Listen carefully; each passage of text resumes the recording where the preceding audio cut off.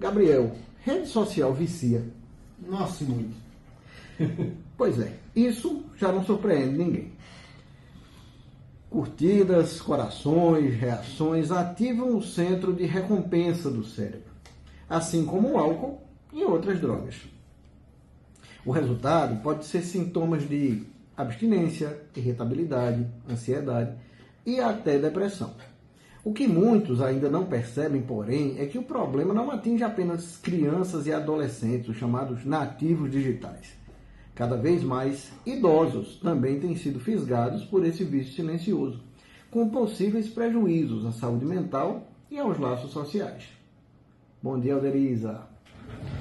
Pessoas mais velhas podem ser particularmente suscetíveis ao uso exagerado por causa de uma combinação de fatores. Segundo especialistas, o isolamento social agravado durante a pandemia do Covid-19, a solidão, que é um problema bastante comum nessa faixa etária, e a redução de atividades estimulantes estão entre as principais causas. Tudo isso torna o celular uma forma de preencher o tempo para Arimatea Souza e de buscar conexão. Além disso, o envelhecimento natural do cérebro, especialmente de uma região chamada córtex pré-frontal, que é a área ligada ao autocontrole, pode dificultar o reconhecimento dos excessos e a capacidade de impor limites.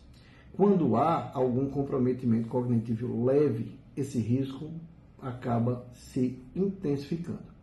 Chego já, Vera. A dependência de redes sociais, meu amigo, pode surgir em qualquer idade, mas entre os idosos tende a ser menos notada. Ela é menos percebida pelas outras pessoas, por familiares, porque os idosos muitas vezes já estão aposentados e não é observado um prejuízo no trabalho. Estudos nacionais e internacionais já identificam casos de nomofobia. Isso já foi tema de coluna aqui, estão lembrados? Nomofobia é o termo usado para identificar o medo irracional de ficar longe do celular entre pessoas com mais de 60 anos.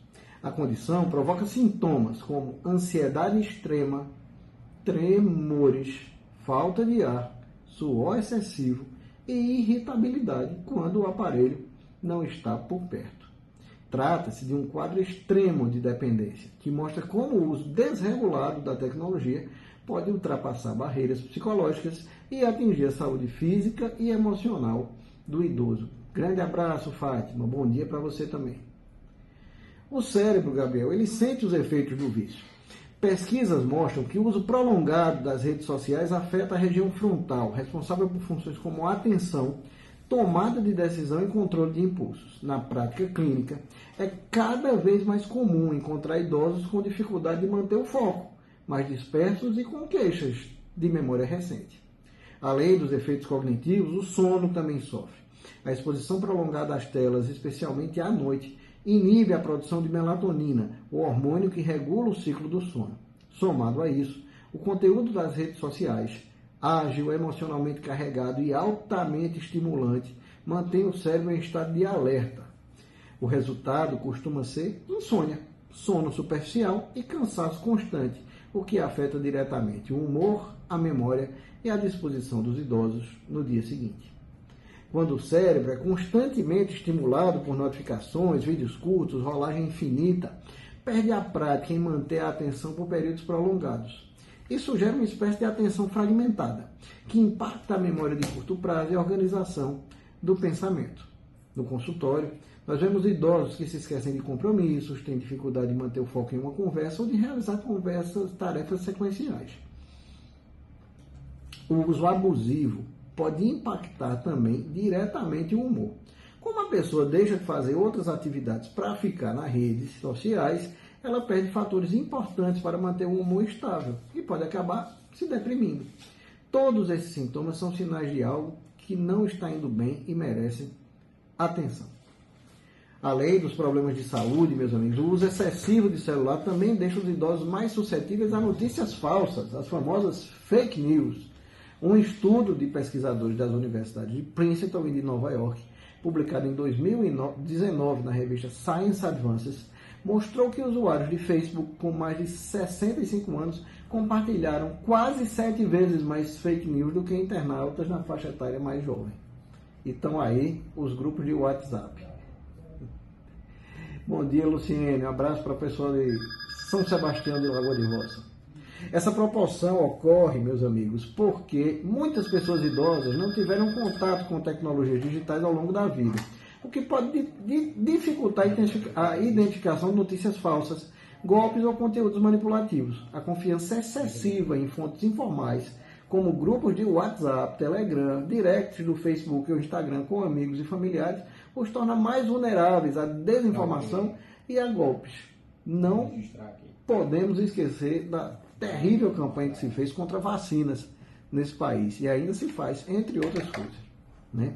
Essas informações falsas, elas podem gerar, meus amigos, sentimentos como raiva, medo, descrença, frustração e confusão. É muito importante que nós ensinemos o uso consciente da internet, especialmente entre os mais velhos. É fundamental orientar sobre como navegar com segurança, reconhecer comportamentos saudáveis e entender os prejuízos que o consumo desinformado pode trazer. Isso ajuda a prevenir, já que os idosos são mais propensos a esse tipo de impacto. Uma pessoa idosa que tem um smartphone, mas que não sabe abrir um aplicativo de banco, usar um aplicativo de transporte ou verificar se uma notícia é falsa, ainda está parcialmente excluída digitalmente, mesmo tendo acesso ao aparelho. Por isso, a alfabetização midiática é essencial nesse processo. Mais do que aprender a mexer no celular, as pessoas precisam desenvolver habilidades para interpretar criticamente o que consomem, reconhecer fontes confiáveis, identificar fake news, proteger dados pessoais e navegar com segurança. Esse trabalho de inclusão digital também demanda apoio social, porque muitos idosos vivem sozinhos, ou em instituições de longa permanência, ou em contextos de vulnerabilidade, onde o celular é o principal elo com o mundo exterior. É fundamental capacitar os cuidadores e os profissionais dessas instituições para mediar o uso dessas redes com empatia. Para quem vive em periferias ou áreas rurais, são muito importantes as ações promovidas pelas unidades básicas de saúde, pelos centros de referência em assistência social, os CRAS, pelas associações comunitárias, pela igreja, pelas pastorais, pelos projetos sociais, com foco em educação digital crítica e acessível. Para a gente encerrar essa coluna, que já está ficando muito longa, e aqui, Vanduí Faria dizendo, fofoca nas redes sociais pode contribuir com o aumento da ansiedade.